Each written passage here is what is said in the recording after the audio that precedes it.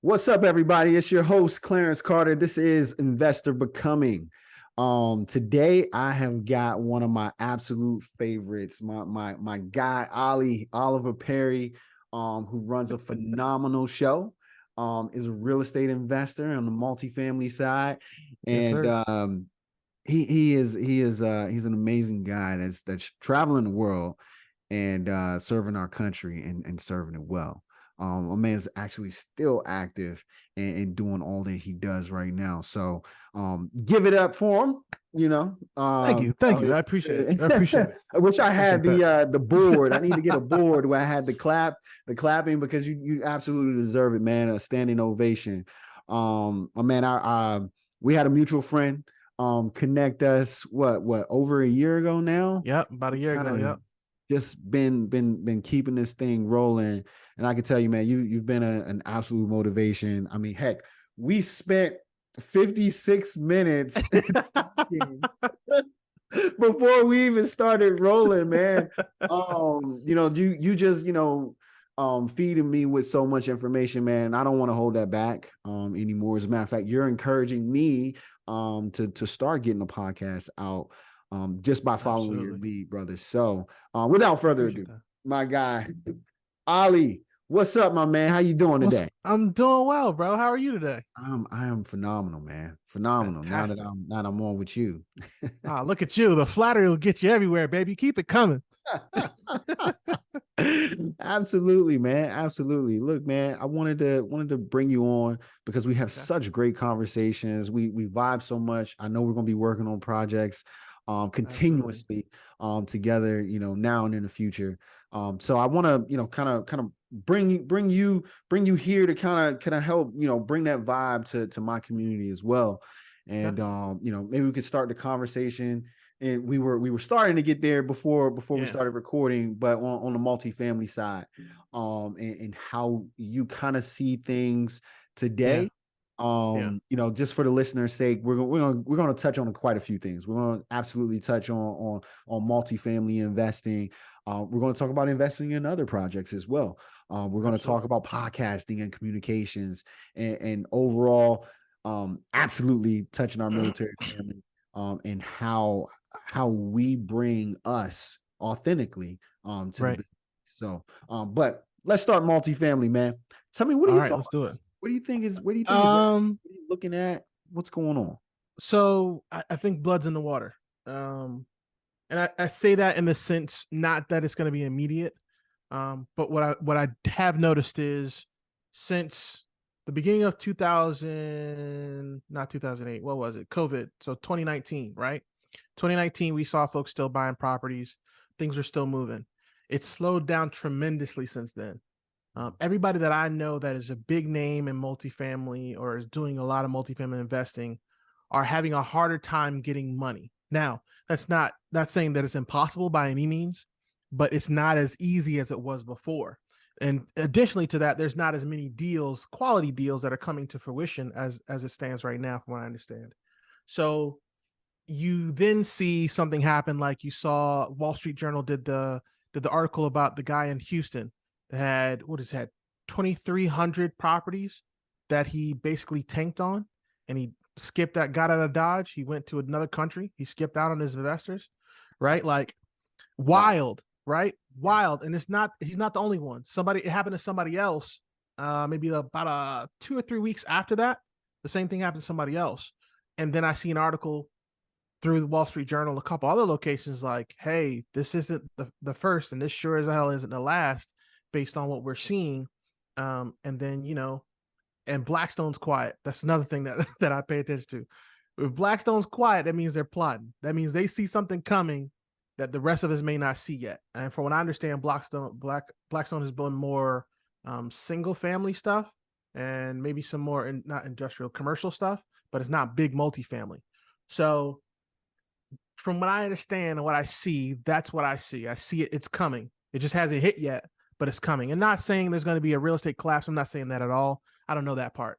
I do know that a lot of these folks who took, I don't know why they took it, but they took floating debt.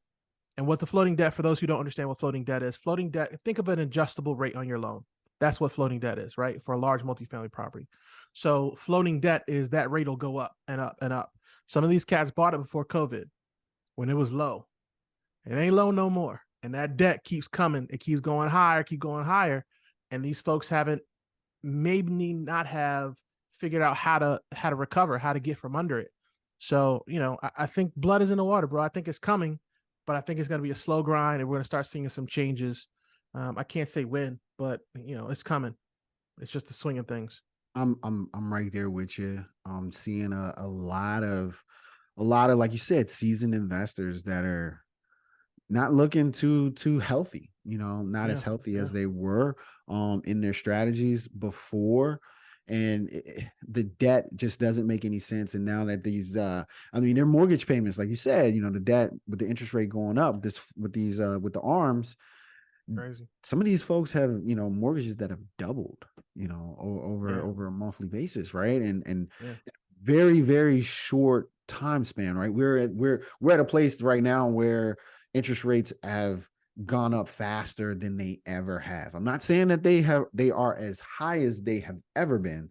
I'm yeah, saying during the rate of change and increase, they have gone up so faster than it's ever happened before.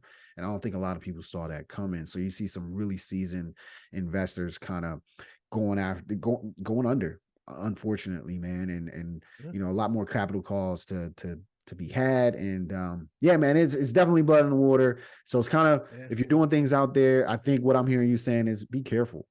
Is that what I'm is that what I'm Yeah, I hearing? mean, 100%. But yeah, just here's the thing, and this is something the military taught us, right?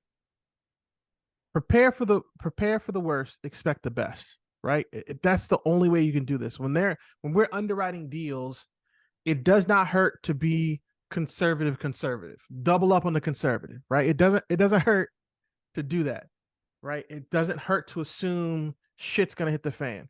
Yeah. You Once you do, it makes your life easier on the other end. The deal that we did in Tennessee, John City, Tennessee, Yeah. we had for about a year and a half. Our original projection was 15% um, cash on cash return. I'm not cash on cash return.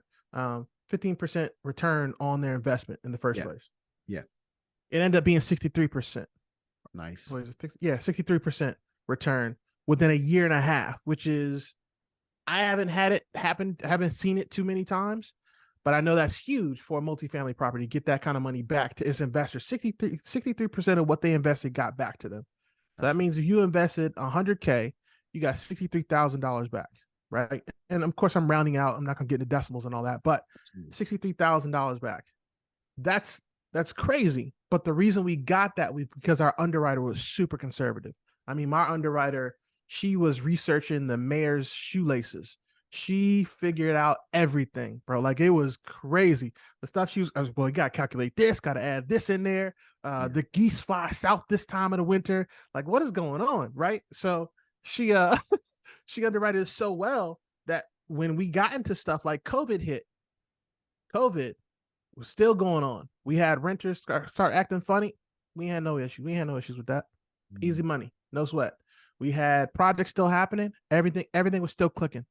We have no issues.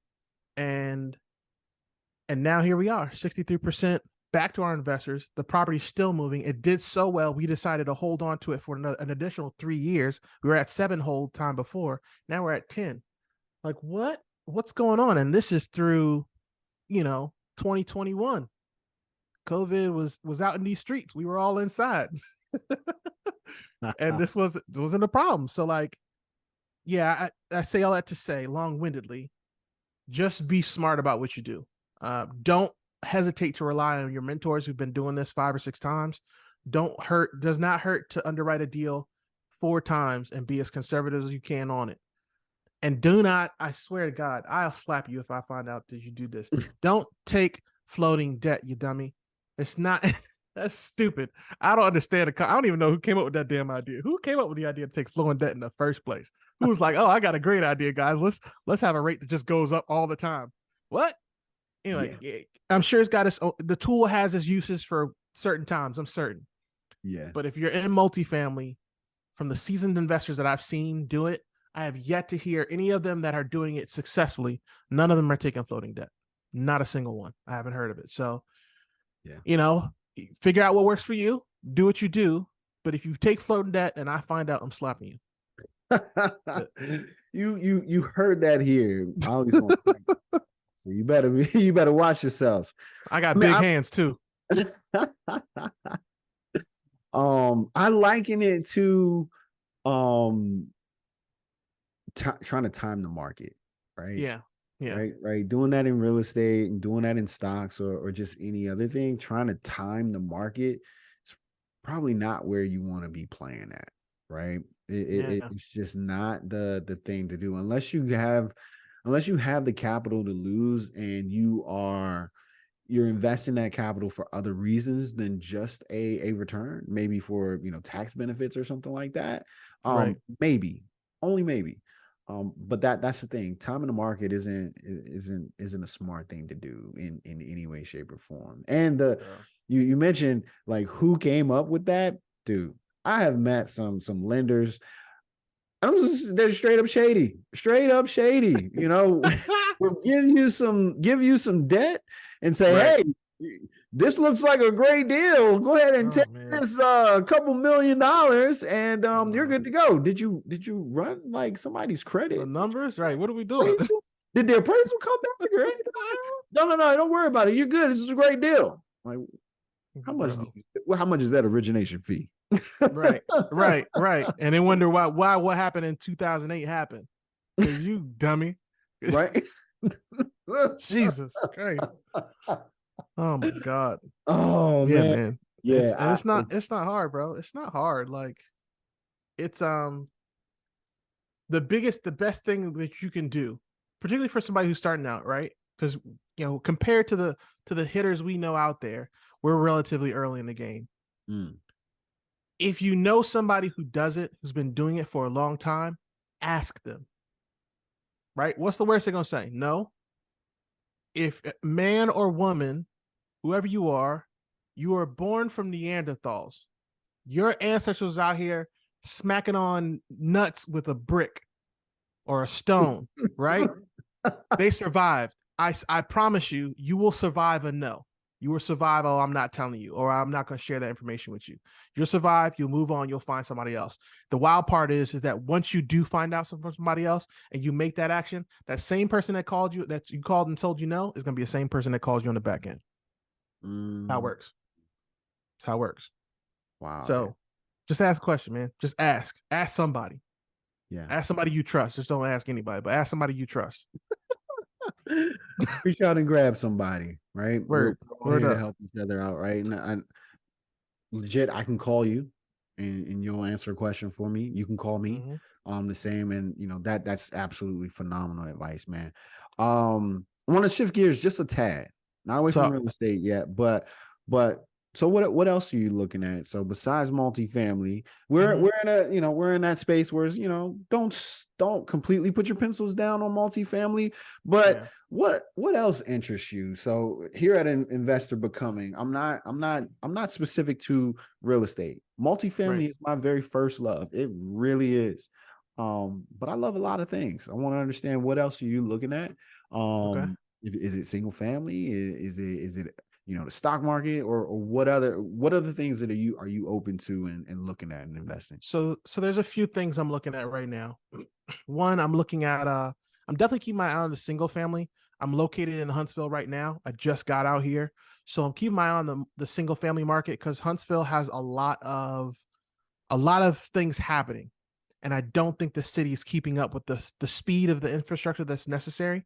So they're Mm, doing everything they can, but people are coming in so fast into Huntsville, it's nuts. Like they're struggling. So I think there's some opportunity in the single family. I just have not sat down with my single family friends who are out here and really asked them the questions. And I'll be doing that here in the coming weeks.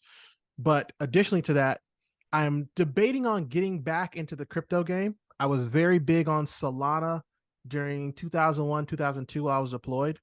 I made I made some money. I lost some more money. yeah. And then right now I've got a couple things that I'm sitting on, particularly in the Solana space. I enjoy NFTs. I like artwork. I'm a bit of a nerd. Yeah. So there's certain projects that I kept up with. One of them that I'm a part of called famous Fox Federation, is doing really well. When I bought it, it was at like 9 Solana at the time. That was like $19 per Solana. Now it's being the lowest is being sold for 34. Wow. Um, so that's a huge, huge come up for me. As a matter of fact, I'm lying. I bought even lower than that, but that's a huge come up for me, just in the sense that I put that money in there to see what happens, and it's done well. Don't get me wrong. There's been like 3 or 4 projects that fell apart, but if I'm looking at the numbers, if I was to sell all my stuff in the famous Fox Federation, I would make out. I'll be in the black coming on the other side. So that's cool. So I'm looking at that. Keep my eye on that in the AI space with that part, as Yeah. they're, everything on the internet is kind of intertwined in some form or fashion. So there's a lot of projects coming out, and it's constantly evolving on the crypto world. And then lastly, I'm starting to get interested in prop tech because I see Okay. all this stuff, all this AI stuff coming out. Mm-hmm. And the one thing that I have not seen really done, there people doing it, but not on a grand scale.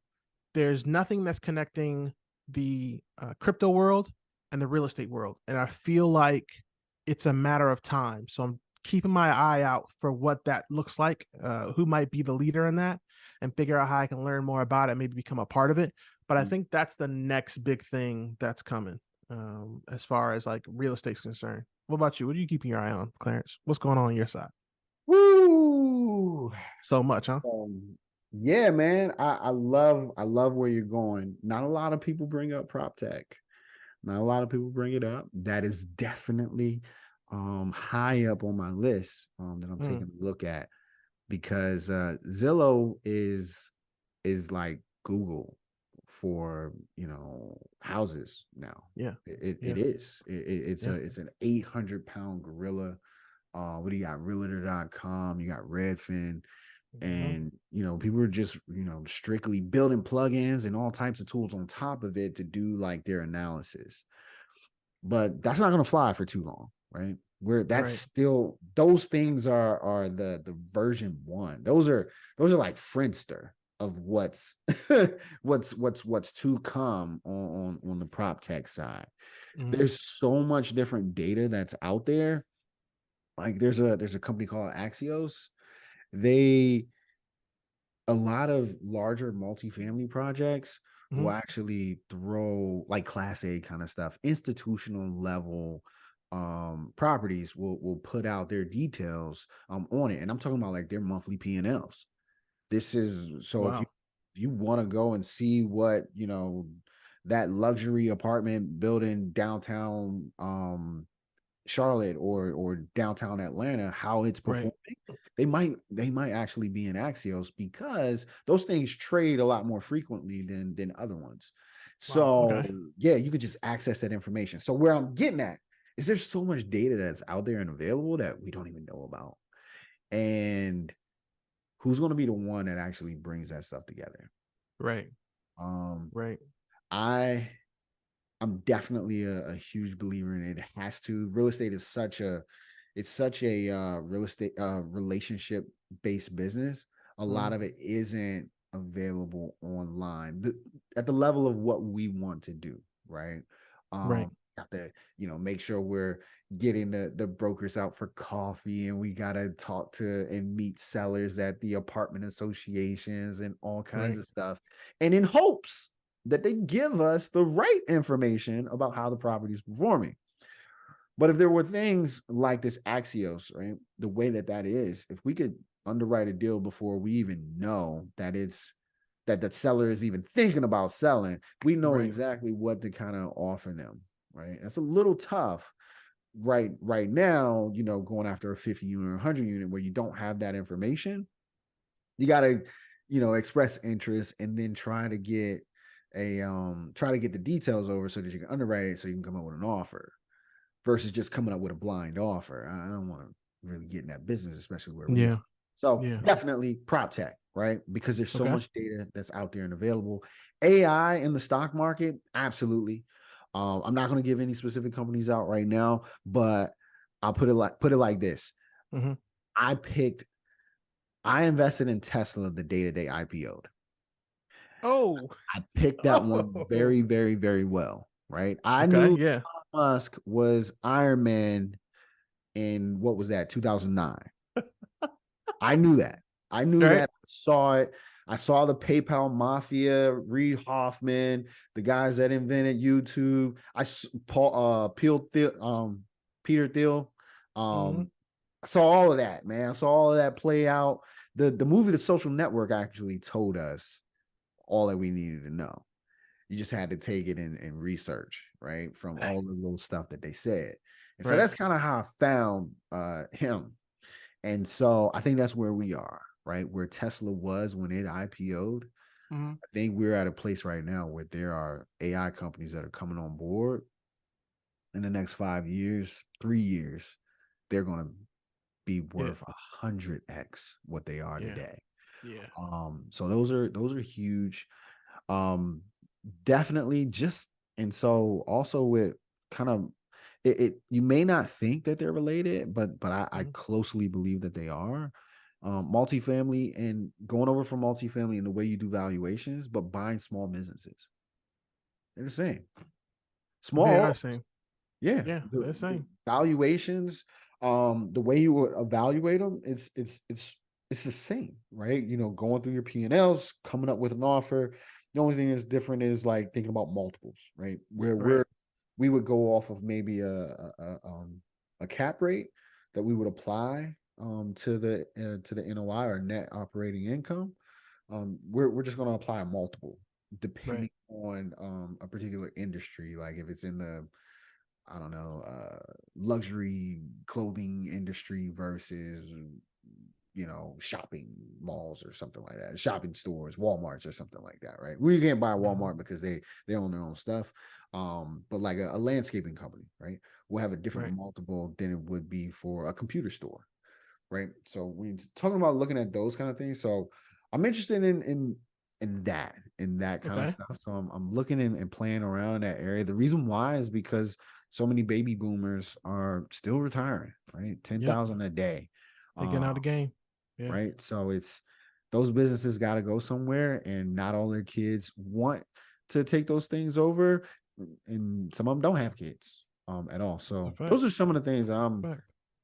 really interested in, man. So No, that's interesting. It's funny you brought up evaluations, and this is forgive my ignorance. yeah, And I don't know if I messaged you. I don't think I texted you about this, but there was the day that the Charlotte Hornets were sold. yeah, um, I was amazed by what an epic purchase that was for Michael Jordan. yeah. Considering he bought the Hornets for I think it said like 5 million or something like that. He bought the Hornets for 5 million, something like that. Because the Mm, Hornets, it was low. It was low. It was a low yeah, number. yeah, I yeah, can't remember the exact number, but neither here nor there. The Hornets was trash. In all due respect to my Hornets, the Hornets are still trash.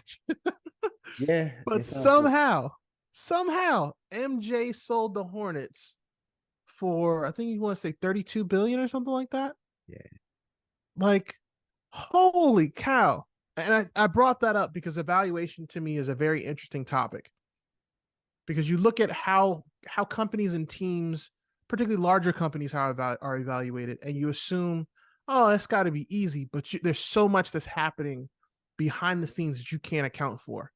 The impact on the community, particularly with sports teams, the impact of community in this particular case, the amount of jobs that were coming and going, the amount of new sponsors that may have come in, the amount of work that's been done on the stadium itself, like all that stuff plays a factor. So I say that to say, when you're looking at some of these smaller companies, be aware of the same kind of stuff. Like how many jobs, how many people are working, what's their history with the local public, what kind of jobs have been doing, is there ways for them to expand, what's their digital footprint look like? That's something else people forget and miss. So like you might have a $20 service, but it's not on the internet. There's no Google review. That bad boy get on Yelp. Now you got a $20 service is getting 100 calls a day. That's different. You know what I mean? But anyway, sorry to go off on tangent. The Hornet no, thing has been bothering me for a little while, and I just got my pinstripes back, so I'm kind of happy. ah, yeah, yeah, yeah. I just looked it up. So he bought it for 275 million. Okay, 275 million 275. How in much sells for? 2010. In 2010, he sold it for. They struck a deal in Is this right? Is this $4 billion value? Bro. See what I Four mean? Like billion. my numbers were way off. But Let's I see. saw that and was like, yo, Let's make sure. how? The Hornets are still not that good. And then I read an article. I read an article not too long ago as you looked that up on Bleacher Report. And on Bleacher Report, they talked about those same things I just mentioned. So I Okay. learned a lesson on evaluation. Go ahead. Okay. So yeah, so Yeah. he didn't completely get out, right? He Yeah, still he's still in it. Yeah, he sold a majority share. so he bought it for the majority stake for 275 million, and then he sold his the majority of that Majority majority share. Yeah. stake for 3 billion with a $4 billion valuation. So, Bro. and just looking at it, that is a 275 million is only 6%. Well, let's call it 6.8, 7% of Mm, what the new valuation was. Dude, that is more than a freaking 10x like on his money, man. Like we're bro. MJ killed that, like not killed it in a bad sense, but killed it on that. Like he did that like my man made a perfect move, a perfect pivot. And I think he still got his I want to say his motorcycles team is still up. I think they're still up and running too. uh, But MJ, I'll look that up while we talk. But question man, is MJ is, I where's don't he know, gonna man. He's a where's he beast. gonna where's he gonna put that 3 billion? That's the question. Where is he putting that money? Where This would you put the money? If you were MJ right now, where would you put that money? that is a great question. Ooh, $3 billion. Where would I place that? Yeah, where would you put that? Ooh, hospitality. So I got word that Disney, I don't know how much I can say. Um, Disney was doing some things in a place that is not their Okay. normal places. And Okay. they were expanding. Don't know if there was going to be another theme park or anything like that, but they definitely had some larger resorts that they Okay. were putting up in a place that I don't know if I can talk about where, but a most unlikely of places that you would think. Okay. So, and then they gave up the project because it was like during COVID, and they needed to focus in on some of the things that they were already doing. So, what I would do, I'd get into a ton of hospitality, the higher end hospitality stuff. Okay. That's one place in real estate that I go.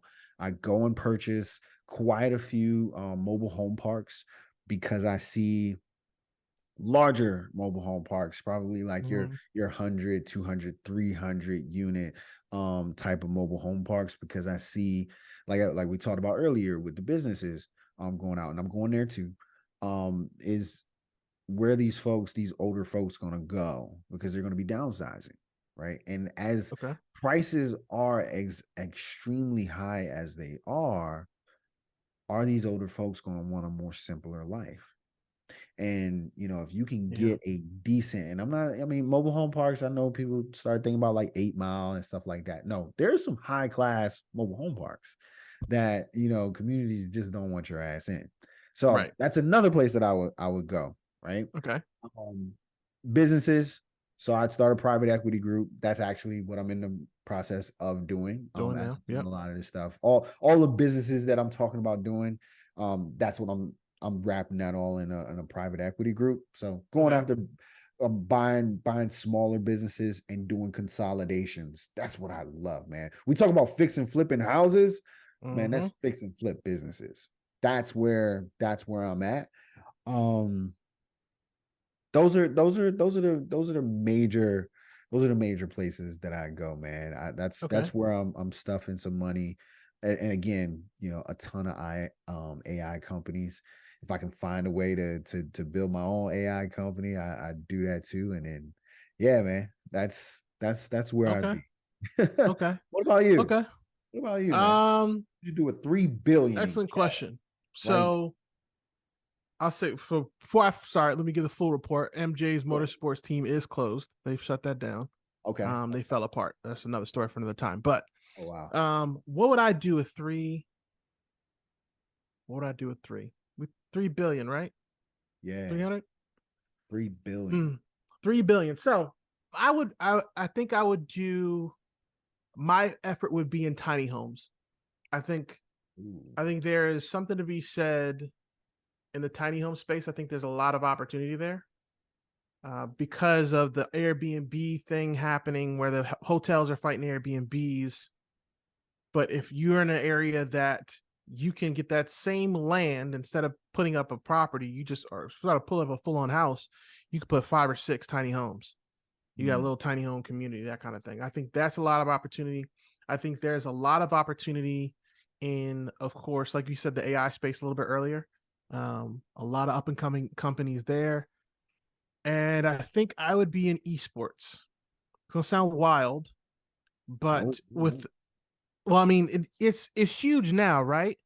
But imagine our kids right now are online and doing stuff. Kids ain't outside like that playing sports anymore. Don't get on, they're outside, they're playing, they're summer playing, True. but they ain't as, it's not as hefty as it was, when we were kids in the 80s and the 70s and the 60s, because we ain't have, video game stuff. Most of it didn't have video games, except for Yeah. 80s babies. We came into it, but there was a time where we didn't have it either. Mm. Now these kids are growing up Roblox and Fortnite and League of Legends and Gotcha Club and this, that, and the third, all the stuff that kids are playing now. These kids are going to be us here in 20 years. 20 years, these kids going to hit 29, 30 years old. And in between that 20 and 30 time frame, they're going to be primed for sports, right? Mm. So they're going to be playing these esports, and it's different for them because they can keep going till they're 30 something, Yeah. 40 something, theoretically, right? Yeah. Just barring weird injuries. But how risky is the injury when you're at a computer clicking on a keyboard, right? Or you're clicking on a mouse? Not that it's impossible, because you got arthritis and stuff like that, but it's less likely than going out on the field and you colliding into me and not coming out with a busted ACL, right? This the percentage is much lower. Yep. So I think there's a lot of opportunity there. Um, Tiny homes, of course. Like I said, I'm still looking at the Solana. I like the Solana space. I like the crypto world, with NFTs and properties. I think there's a lot of untapped potential in how those things function, because you can do so much with NFTs. It's nuts, and it's just so hard for us to wrap our head around, because it's something that exists but it doesn't exist at the same time. Like, it's not in the physical world, but it does exist, right? So I think that's where I would put it. That's where I put it. And then based on what MJ did, I go buy myself a team. There you go. I'd, I 100% buy myself a team in soccer, probably in soccer, Ballers. 100% in soccer. A lot of space there. Ballers. Facts. I got two more. I got two All right, more. let's go. There's a lot of other things that I like to get into, but one, so Okay. when COVID started, man, I Mm-hmm. that 2020, that Christmas, Mm-hmm. I bought my son an Oculus, and it Mm. sat. It sat for a good month. It did, man. It sat for a good month. It's like, man, I bought his ass this thing, and Pissed. Pissed. Spent that money. He ain't using it. He's got a what the problem. fuck, man? I'm pissed. I got a good deal on it. Absolutely. Got it for Black Friday, but damn it, you know what? Still. Let Right. me try this thing out. Let me see what it's about, man. And so technology is my background, right? I was a full stack developer for a minute. Heck, I'm building my own websites and apps right now, to this Mm-hmm. day, right? So I own servers in Atlanta. I've got some in France, all kinds of shit, right? So I'm in that world. Boy, when I put on this Oculus, I was like, whoa, this is This is kind of new. nice It's nuts. to feel It's the crazy. wind, like to hear it, but it was almost like I felt it too, right? The way they Right. do the waves between the speakers, that audio, the way they've kind of just mastered that aspect of presence, right? Mm-hmm. and started touching in different apps, right? Yeah, it was games, right? I was doing the boxing game. I think I was doing the Rocky game. That thing was cool. It was an absolute workout. Then I got into the workspaces. When I got into workspaces, that's when it really kind of changed things. It's like, whoa, I have a desk here in this world. And then I was able to bring my desk into that world and start working from Mm, mm, it. That was the game changers. And there was another that's app crazy. called VR. Oh my gosh, it's called virtual. Oh my gosh, I don't remember the name of the app, but I'm telling you, this Mm, thing is absolutely phenomenal. Like it feels like you're like, you remember Iron Man, and he started like spinning around his prototypes yeah, with his hands and stuff like that. You could do that in this app with your computer, it's right? crazy. Having holograms and stuff like that. Of course, you're in this, you're in the metaverse, you're in a metaverse. Right. But you're just like, man, this is really interesting. So I know it has not gotten a lot of light. Okay. And COVID was the thing that pushed it over. Yeah. But again, it was pushed into the light because they were trying to rush it, because they were trying to capitalize over that time Yeah. period, On but that it time. Yeah. wasn't quite there. So I will say I'm bullish on it, man. I am bullish. I don't know when, but I think there'll be a place in a time, because we were talking about events a little earlier. You were Yeah. convincing me that I should go to this event, and Yeah. you were absolutely right. I should go. And Yeah. because I had told the guy, "Oh man, I got the virtual one." He was like, "Man, you want to be here in present, and you want to be here in the room." But as I'm learning about different, speaking from the stage and conferences and seminars, man, imagine being at one of those, in the metaverse, right? A really good one. Yep. Apple is still releasing their headset. So uh, Apple ain't stupid, right? No, they They not. don't take as They many not. risks as other companies. So not saying that they're it's right because they're doing it, but I'm bullish Mm, on that. But then another one, I don't know if you heard of these things, but barn okay. dominium, you Bar familiar with Dominium. those? No, what's that? Look up a picture of one. Just type in Bar Dominium. barn dominiums. People are building out houses, Oh, but that's they're smart. barns, right? Yeah, that's smart. Yeah. And they're actually not as costly to build if you just do like a basic model, right? Right. But at the same time, you can get really fancy with it. But it's a huge house. You made it a huge house with a ton of land. These things could cost you, I don't know, 200 grand to build, something really nice. But these things are selling for like $1 million. Of course.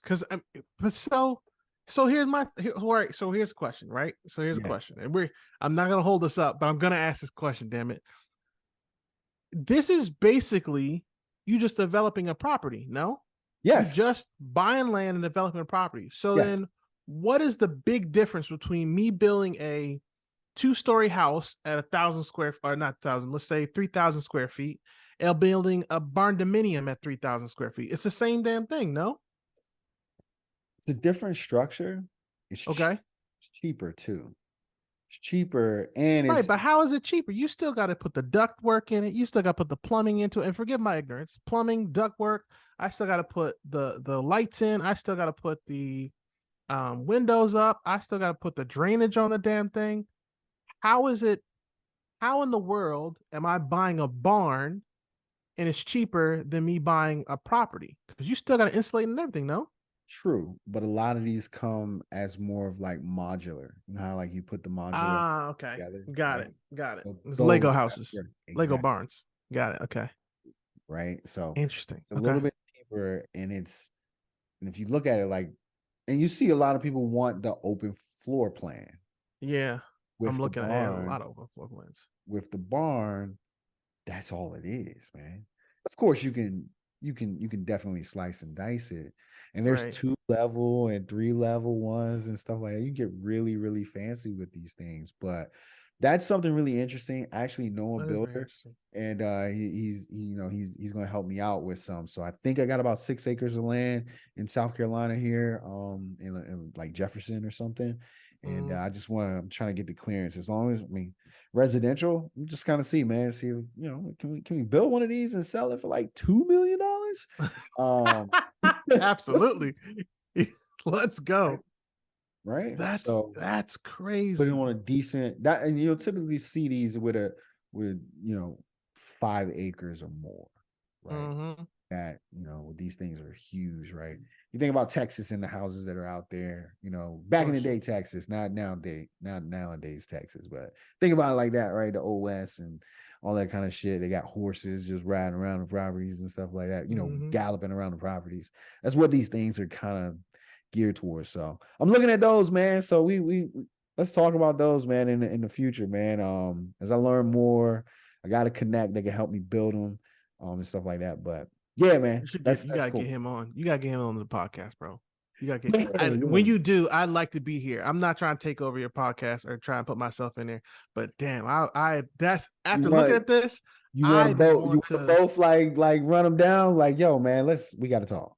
And Yeah, man. let's get on There's the questions. conversation. It's all I right. There's love questions we gotta have here because that's impressive. it. It is. It really is, man. It really is. He's doing them all over the nation. So, Wow. um, as a matter of fact, some of the materials and stuff like that come out close to you. You're saying in the Georgia area. So Okay. yeah, man. So You got a lot of woods out there. yeah.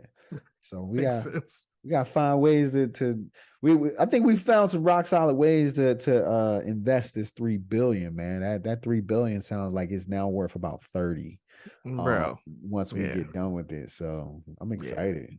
Yeah. It'd be some moves we can make with 3 billion. I Yeah, mean, man. good Yeah, gracious. dude. And so to get us there, I think Yeah. is doing what we're doing, is communicating, right? You just said, yo, when that other guy comes on, let's communicate, let's have a thing where we can talk to him. Um, one of the huge things I admire about you is Mm. podcasting, man. Your ability to communicate, your ability to network and go out and get phenomenal relationships. Thank you. Dude, tell me about your journey, man. The foxhole, right? Yeah. The foxhole Yeah. with Oliver Perry. And your podcast, you how many episodes you in now? Woof. We at 109 somewhere around there right now. That's amazing, my man. Got a lot of episodes, bro. We got a lot of episodes. Tell me about the start of it. Tell me Okay. about, what was the why, right? Okay. Why did you even start it? And then what was it like, going through like one to, whatever phase one is for you, right? Was it Mhm. 1 to 10, 1 to 20, 1 to 50? What was phase one and what phase would you consider yourself in and where you going? Okay. So I started the podcast, I want to say almost 2 years ago now. I called it initially I called it the Oliver Perry Show.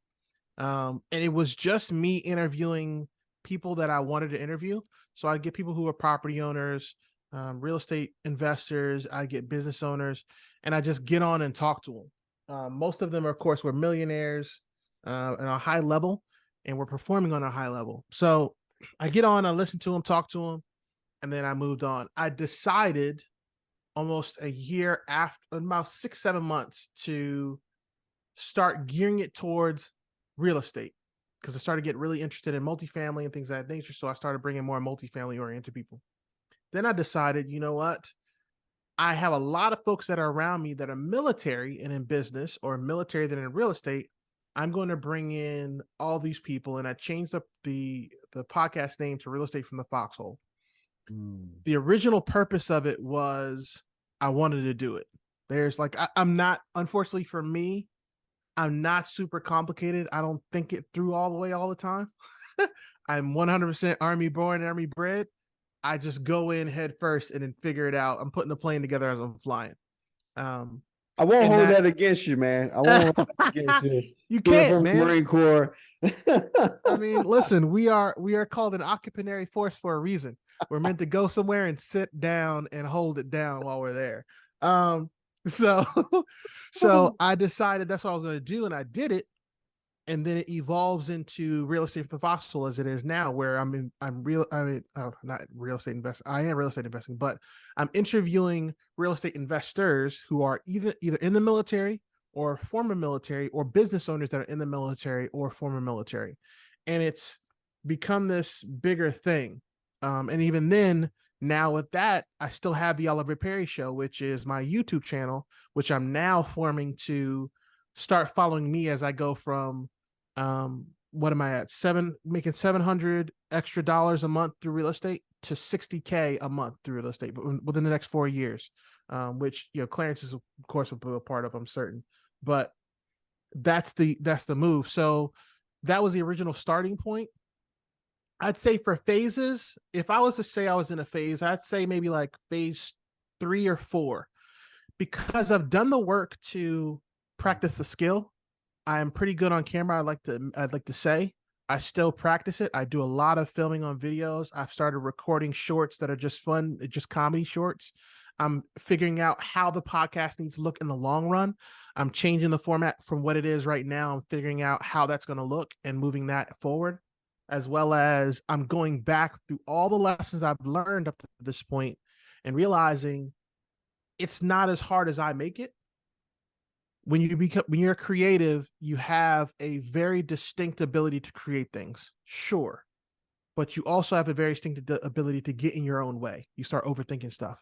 This got to be perfect. I got to cut this. I can't curse. I got to change the lighting. I got to add these lights. I got to do this. I got to do that. When it's not really as important as you make it. There are perfect example, and this is one of the biggest podcasts in the world right now, Joe Rogan's podcast. Joe Rogan's podcast started with him getting on the call and talking shit with his friends. That was the basis of his podcast. That's it. Yeah. That is 100%. And we'll say, oh, Joe's not, respectfully to Joe is not this super interesting guy. He is an MMA fighter. Sure. He popped you in a quick one. Absolutely. But if you look at like his life and the stuff that he had done up to the point outside of MMA, that was like the biggest thing.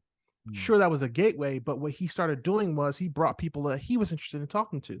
He brought the what is the guy's name? Not Neil Patrick Harris. What is the guy's name? The black scientist. Oh, I don't know his name.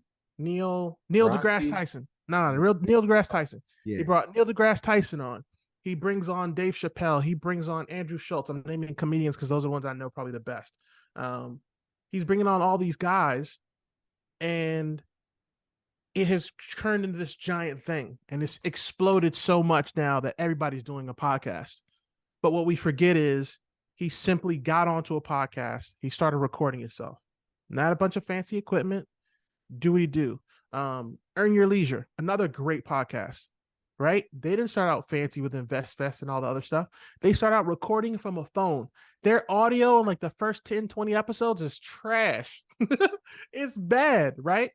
But the value that they brought is outstanding and amazing. And so they've gotten this whole culture. So I learned very quickly, and I'm still learning, to get out of my own way. And that's why a lot of things that I'm doing now is changing. So I think I'm definitely in the 3-4 range. It's going to take, I want to say 7 or 8 phases to get where I want to go. And where I want to go is I want the real estate from the platform, Foxhole platform, to be a platform people can go and learn about real estate who are in the military and not be afraid and not feel like, oh, I can't figure it out or I don't know what to do. There's people there that can listen to and hear that can inspire them to go and do something more. Because our brothers and sisters, God bless them, they don't always know what's going on. They'll come back home and they'll go buy a BMW. Nothing against your BMW, but it's a dumb idea. You and I both know, because that BMW get hit one good time, and now you got a $6,000 check to cash or to cut because you got to get a fender fix or something. Yeah. Like all the stuff that we hear, everybody wants to have these fancy cars and great all that stuff. There's a reason Bill Gates drives a Toyota Tacoma from '82, right? There's a reason these guys are doing this stuff. So putting that information out there, and then as well being able to bring them in on multifamily properties or real estate deals that I'm doing with other military members, tiny homes, barn dominiums now, all this stuff. Having the ability to do that is paramount for me. So that's what that platform for. Whereas the Oliver Perry Show is specifically just to allow them to follow me from 0 to 60K. Sorry, not zero, $700 to 60K a month, and then be able to say, oh, well, Ali did this, and this. Let me go watch this video. I can follow him step by step. So, and that's not even going to be fancy. I'm going to do a lot of recording on my phone. I still got to figure out how to dump all the shit I got on my phone. I got just random stuff on there. I got to dump all that stuff off and record from my phone. Like, it's awesome. It's fun. It's tedious as hell too. I got you. It's I super got you. tedious. One thing that you said a lot there, and thank you for that, man. You really Absolutely. opened up, my man. That's what I love. That's what I love about you, man. You leave it I raw. appreciate it, bro. You put it out there. One thing that I absolutely struggled with, just one thing. Okay. I've struggled with a lot of shit, but one thing is the cussing, right? Using language that we use on an everyday basis, Yeah. but being told, in this specific setting, I'll tell you, man, this is extreme. This is probably extreme. I don't think I hear too many people say this, but I'm not gonna lie to you. If you don't use curse words, I don't trust you. I just Okay. don't. I just don't. Okay. I just don't. And shoot me. I don't care. But I That's will funny. say, I Okay. have struggled with the idea of putting out content, talking from a stage, and not using my everyday language because I feel like I'm not being me. Was that a struggle for you? Is it a struggle for you? How did you, kind of bypass that? Our brothers and sisters coming out of that world where this is I'm not just in that world, man. Every sentence has some kind of profane language in Yeah. it. Yeah. What is that like for you, man? What does it look like? So for me, it was a struggle. I don't think it is anymore. So it is a struggle because I am Christian, right? I believe in God, the Most High, Jesus Christ, Father, Son, the Holy Ghost. I believe in all that. I also believe in being myself. And originally, before I joined the military, man, I didn't curse at all. Like I cursed so little, and not a little, but I just didn't curse at all. People would be uncomfortable around me because I didn't curse, and it didn't register to me why, right? Because I didn't really go out in high school, I didn't really party and all that. I wasn't super popular. I was just a regular guy, right? So when I got to college, I saw it a little bit more. I didn't really curse that much, but I cursed a few times. But man, when I got to the U.S. Army, there's something about somebody calling you and saying, "Sir, I lost the Hummer. I lost the Hummer." Bro, what the like that's like there's no other reaction you could have but doing that. So in the way I communicate, I have the ability to not do it, absolutely. But I think there's something to be held and to be said about authenticity. And I had a conversation with a gentleman not too long ago during a call, one of the mastermind calls, and he and I talked about podcasting. And I brought up, my podcast and military. He was like, listen, man, you have to be yourself. He said, you have to do stuff that other podcasters aren't doing. And I said, what do you mean? He said, well, anybody who's in the military that I know curse like crazy, right? But when they go onto their podcast, they're not cursing at all, right? No cursing. So it stands to reason that the podcast that stands out is the one that's doing the exact opposite. The wild part is I heard Earn Your Leisure one time on an interview, and these guys are phenomenal podcasters. They're great at business, all this great stuff. But they literally said their advice to anybody who was podcasting was to look at all the people that they like, look at all the people that they want their podcast to be like, and do the exact opposite. So that goes to show you that just doing what you normally do is the wave. Like you and I having this conversation, it's spinning wheels in my head now because we're on here talking and we've been looking stuff up. Like this is just me and you talking. We just talking. Like it's not even, you know what I mean? Like I forgot we was on a podcast walk because I'm just typing stuff up, looking stuff out. Like, oh, snap, the barn dominiums. This is crazy, right? Yeah. So I think having the authenticity, having the bravery to be yourself. And I'm not saying to get on and every 5 seconds you're cursing, but even then, if I'm honest, there's an audience for that too. There's an audience for everybody. It's just a matter of you getting on and finding your voice and then going through it that way and just talking, doing what you do. If it's a podcast, you do it that way. YouTube, you do it that way. TikTok, you do it that way. I don't know what the hell else is out here. Twitter, Threads, all that stuff. Just do you. There's no other. It's a weird thing to say, but just be yourself. And that I think is probably one thing that people struggle with too. So, but it is I'm what gonna it ask is. I'm gonna ask you a deep question. Go for it. Define Uh-huh. finding your voice. Have you mentioned that you found it? Yeah. How'd you know you found it? What does that mean? So, all right. I watch a lot of comedians and I listen to a lot of comedians. So I'll use a comedian as a frame of reference. Originally, when I want to say Dave Chappelle, Chris Rock, Kevin Hart, when all these guys started, they would take the voice of someone before them and they'd mimic it, right? For could be Martin Lawrence, could be Eddie Murphy. Eddie Murphy was huge at the time. Red Fox. But what they would do is they'd take that voice and they alter it and they move it around a bit to figure out what works for them. The more that you do that, the more that you are looking at how others play or how others develop, you're building a set of skills underneath that. It's almost like laying a foundation for a property, right? A joke is always structured a certain way. And for the most part, you're always going to structure it a certain way. Yeah. You're going to do the setup, you're going to do the climax, you're going to do the punchline, whatever that might, I don't have the technical terms for it, but whatever it might be. It has a certain structure. So it stands to reason that anything that anyone's doing in any field, any profession, there's always this baseline of skills. In soccer, it's being able to dribble left and then being able to dribble right. Right. In basketball, it's the crossover. It could be the behind the back. It could be between the legs. It's the fundamentals of the shot. There's these baseline pieces that you have to figure out. Once you figure that out, now you can start stacking things on top of it. Now I can take this piece over here from Clarence where we look stuff up. I'm gonna throw that in there. Oh, I can take throwing in a joke every now and then, like Dave Chappelle does on his podcast. Boom, I'm gonna throw that in there. Oh, you know what? I like what Joe Rogan's doing with bringing on people that he likes. I'm gonna take that, throw that in there. Now, as you're doing that and you're mixing this stuff, there's stuff that's gonna fall out. Okay, maybe the thing that Joe Rogan does is invite people he likes on, but I like the guys, but I'd rather stick in this particular area because the riches get the niches, right? So now you got that. Now you're narrowing down. So this is how you kind of find your voice. If I was to put it into a musical term, Miles Davis is a perfect example. I watched a documentary and read a book on him before.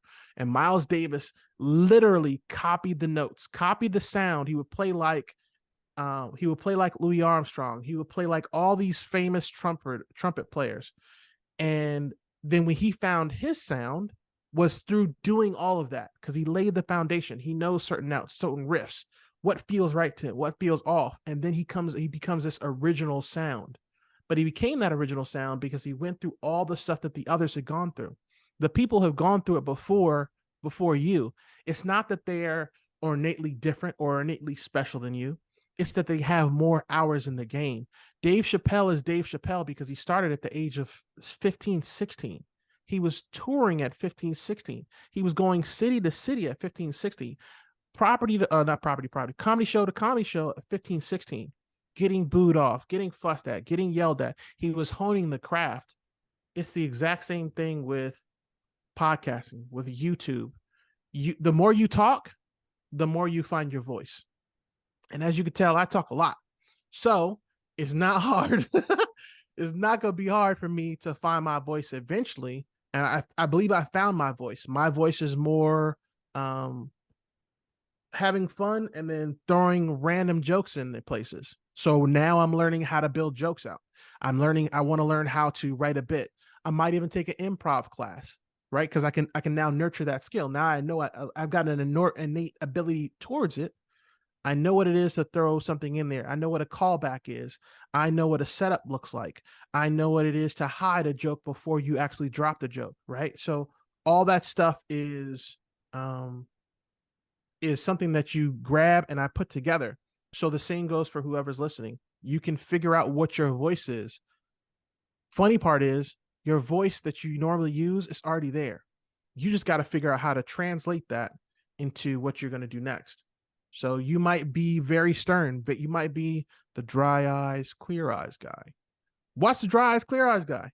Figure out how many interviews he did. Watch interviews. Find somebody on YouTube who stays at one tone the entire time he or she is talking and figure it out. Bro, you can, if you go for it, you can get it. There is a guy online right now. I mean, he is, I mean, no disrespect when I say this. This is probably one of the weirdest guys. I can't remember his name for my life. He's the weirdest guy I've ever seen in my life. Reviewing sneakers. My man has the glasses. He looks like the typical nerdy guy that got picked on in high school. He's got the glasses. He's pasty white. He sits there shrugged over, shoulders over, and he talks like this all the time. And he looks exactly at the camera. And he talks about his Jordans. And he says, I really like these Jordans because they have a great fit and they feel really, really comfortable. They were expensive though. We're going to move on to the next shoe now. And my man has 100 some odd thousand followers. What? Bro, I'll give you another one. I'll give you another example. I saw a lady I was scrolling through my TikTok feed. There's a lady who takes her home camera and puts it online. That's all she does. She takes her home camera, she creates clips. Now, don't get me wrong, she's attractive. She's very curvy. She's taking it, and and I was so confused because like the caption was, I can't believe they put the package outside. So I'm thinking something epic's about to happen, right? Yeah. It's just her walking outside and then walking back inside. And I'm like, wait, what? So I look on her profile because this is what I do. Like I'll go through somebody's profile and see what they're doing because I want to understand. And I'm going through the profile. It's literally Ring camera photos. It's just not Ring camera photos, Ring camera videos from her backyard, her front yard, her door. Ring camera, Ring camera, Ring camera, Ring camera, Ring camera, Ring camera. That's all she does. That's it.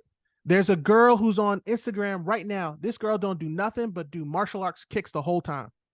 She doing karate kicks, Tang Sudo or something like that. She just kicking. She ain't doing nothing else, just kicking in circles, kicking backwards, kicking forwards, kicking sideways, kicking a tree, kicking a balloon, kicking a kid, kicking a dog, kicking some socks off. All she do is kick. 100 some odd followers. You can't tell me that whatever you want to do, you can't do. It's not going to be easy. Don't get it twisted. Don't misconstrue what I'm saying. It's not going to be easy. I don't have 1 million some odd followers, but I'm gonna keep going until I do.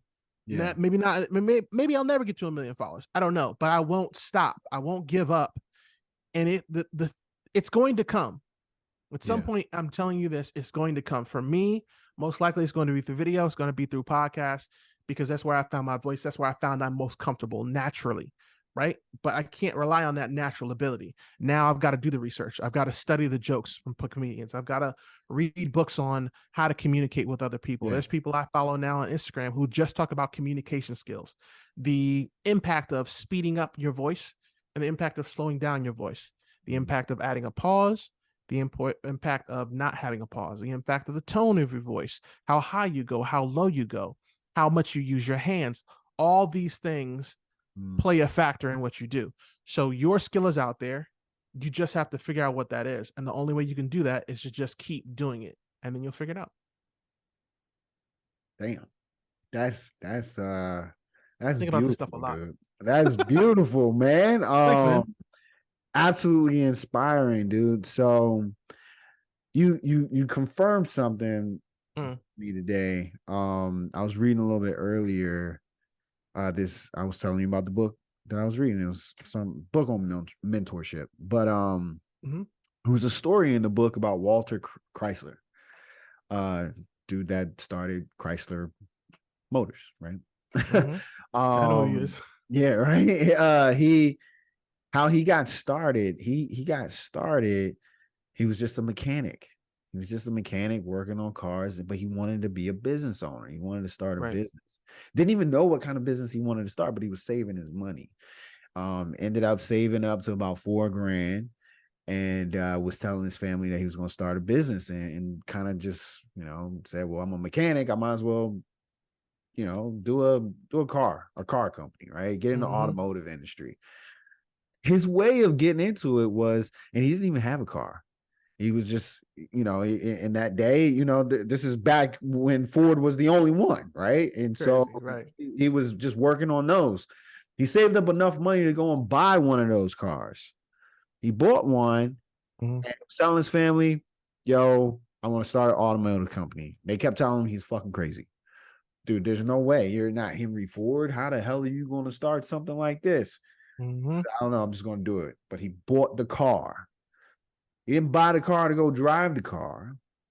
He bought the car and he took one piece off and he took another piece off and another one and another one and another one to the point where he took this car apart all the Mhm. way, all the way to each little tiny piece. And then he put it back together again. And then he did it again. He took it back apart. And he did that again and again and again. He spent over 2 years taking apart a car, every single part, and putting it back together. And then he started Chrysler Motors and made his own freaking car.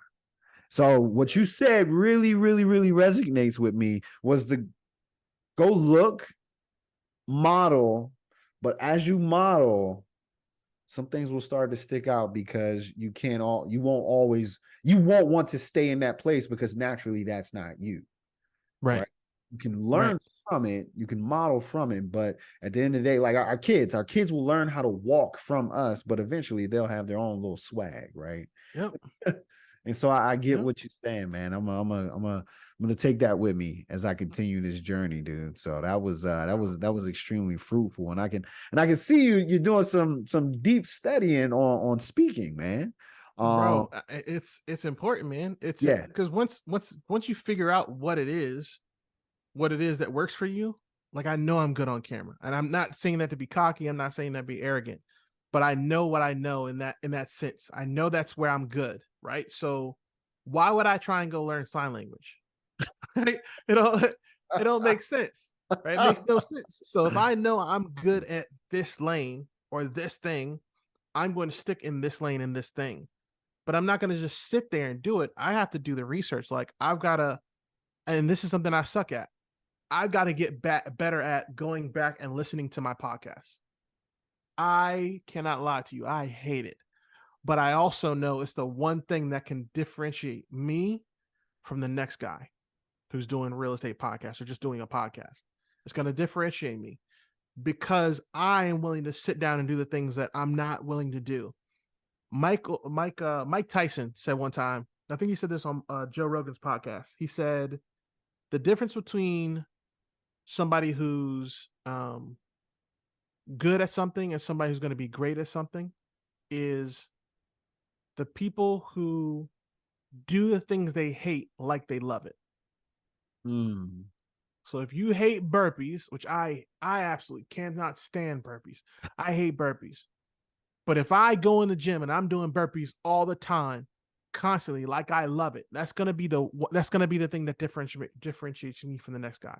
And the Absolutely. same thing goes for anything you're doing, sports or other else. If we look at sports, for example, Kobe Bryant's a perfect example of it. Kobe would, bro, God rest the dead. Kobe would do stuff that other people still aren't willing to do. He did so much of it. You listen to players talk about Kobe now, and they're like, it's nuts. Like Yeah. Kobe, it's I think who was it? I want to say not Ron Artest, Gilbert Arenas. I think told a story where he went out. He was playing for the team, right? He was going, but they had to go play. I think he was playing for Washington at the time. They had to go to LA and play at LA. So he gets up, right? He goes out. He's done his workout, whatever, whatever. Next morning he gets up and goes back. Kobe's in there. He's like, all right, cool. So he keeps shooting. He keeps doing his thing, right? He keeps going. Now, Kobe was in there well before he was. You could tell because Kobe's like at a hard sweat. Kobe is dripping on the floor the whole nine. And Gilbert stayed in for like 2 hours shooting, shooting. And he looked, he's like, damn, Kobe's still going. Kobe's still going, right? He leaves the arena, right? And as he's leaving out, Kobe's still shooting. Kobe's still going. He said later on, after the game, they lost the game. They got beat. I don't think they got smoked, but they got beat, right? They lost the game. After the game, he said, Kobe, he said, man, why was you still at the gym? He said, I wanted you to know that no matter how long you stayed, I was going to be there longer. Bro, do you know what kind of nut you got to be for that? Like, what kind of dedication you have to do that? Kobe's in a full-on sweat. He is in there dying before Gilbert Arenas gets there. Gilbert gets there, leaves out, and Kobe's still going in, still driving to the basket, still spinning and dunking, still taking shots from the three-point line, still diving out into the crowd to just see if he can hit the shot.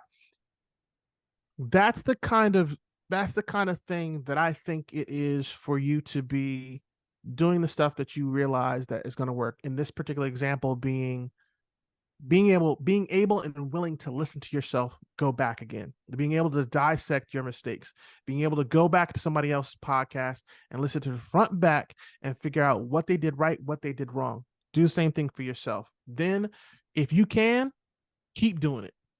Just man, I can't tell you. I think about this stuff a lot, and it's something I'm working on myself, but there's so much. You can do it with your own speech. You can do it your day to day. You talk down to yourself and you know it. You can fix that.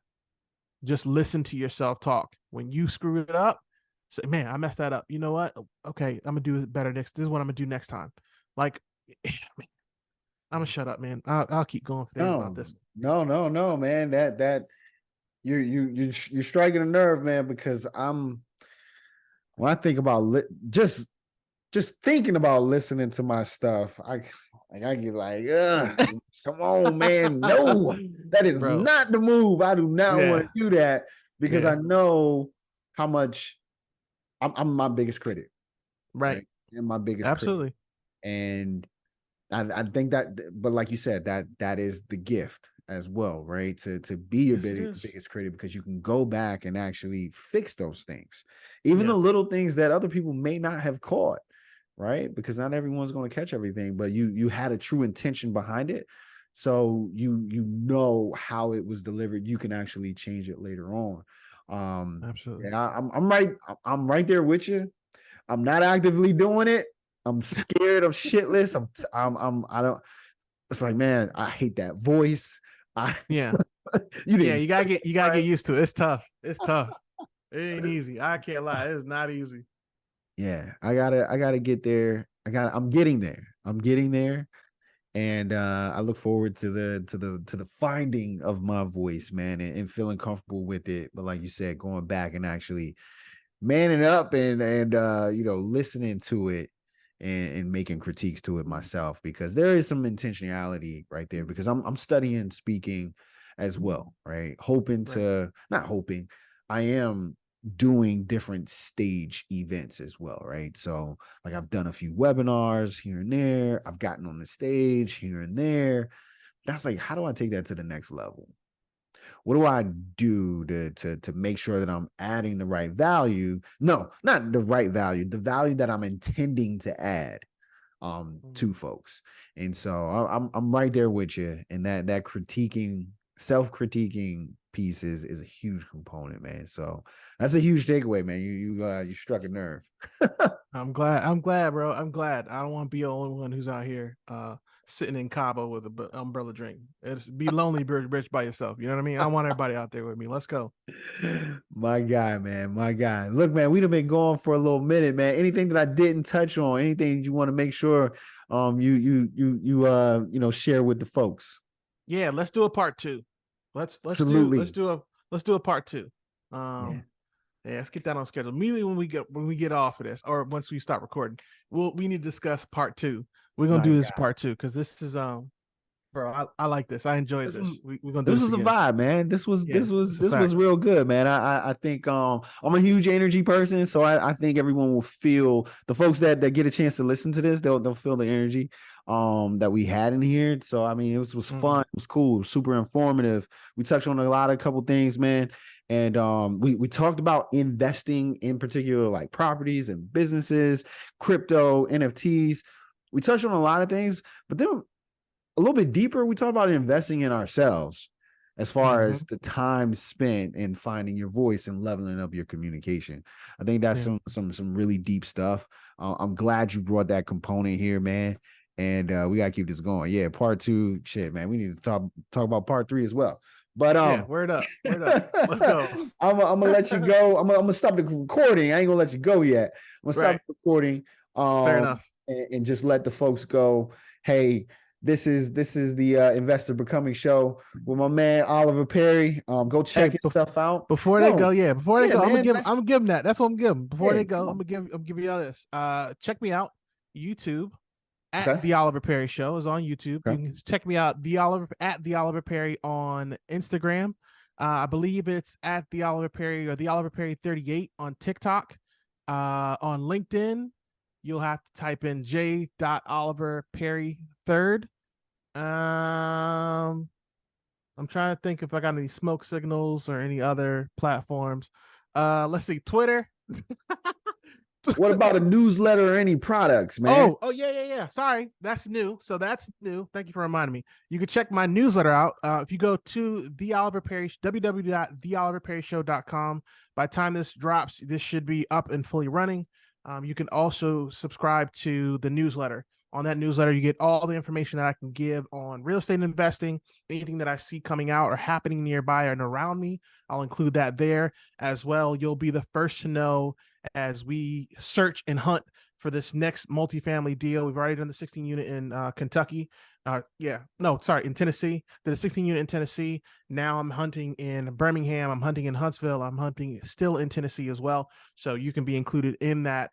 When that happens, that'll pop up there. That'll be the first folks who know, and most likely they'll be able to invest probably faster than anybody else. So be a part of Yeah, that.